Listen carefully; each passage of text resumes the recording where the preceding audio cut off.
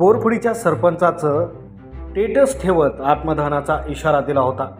गेल्या अनेक महिन्यांपासून केलेल्या कामाचे बिल मिळत नसल्याने हा टोकाचा निर्णय बोरफुडीच्या सरपंचाने घेतला होता।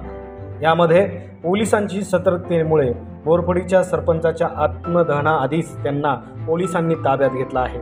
मात्र ज्यावेळेस माध्यमांनी त्यांच्याशी विचारपूस केल्यानंतर त्यांनी का बिल मिळत नाही याचं कारण देखील सांगितलं आणि ते का आत्महत्या करतायत याचंही कारण सांगितलं आहे। नेमकं काय म्हणतात बोरफुडीचे सरपंच पाहूया।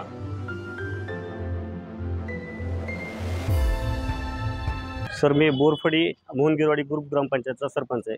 1 डिसेंबरपासून माझे कामं झालेले आहेत, कामं पूर्ण झालेले आहेत। तर त्याच्या जानेवारीपासून मी वारंवार ऑफिसला चक्रा मारून एमबीच रेकॉर्ड करीत, बिलं रेकॉर्ड करीत नाही येतं। ते हे झालं, आज येऊ उद्या येऊ, रोज पुण्याला मुंबईला हे अधिकारी उडवडीचे उत्तर देत। एक 15-20 दिवसापूर्वी मला एमबी रेकॉर्ड केल्या, पण एमबीवर सह्या दिल्या नाहीत त्यांनी।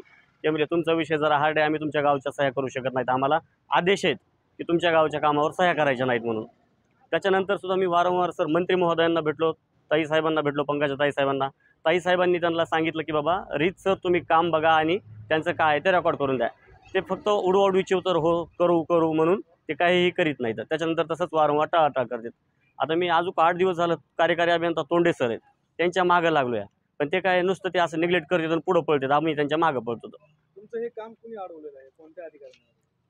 आता त्यांचे सार्वजनिक बांधकाम विभागाचे वरिष्ठ अधिकारी तोंडे सर आहेत, कार्यकारी अभियंता, त्यांनाच बोलू शकतो आपण, खालच्यांना काय बोलता येणार आहे आपल्याला। मात्र यामध्ये तुम्ही आत्मदहनाचा इशारा दिला आहे। हां, आत्मदहनाचा इशारा दिला आहे। हो सर, त्यांनी जर आज माझे बिल रेकॉर्ड करून नाही दिले तर मी आज आत्मदहन करणार आहे। नाव सांगा। कैलास नागनाथ घुगे, सरपंच बोरफडी।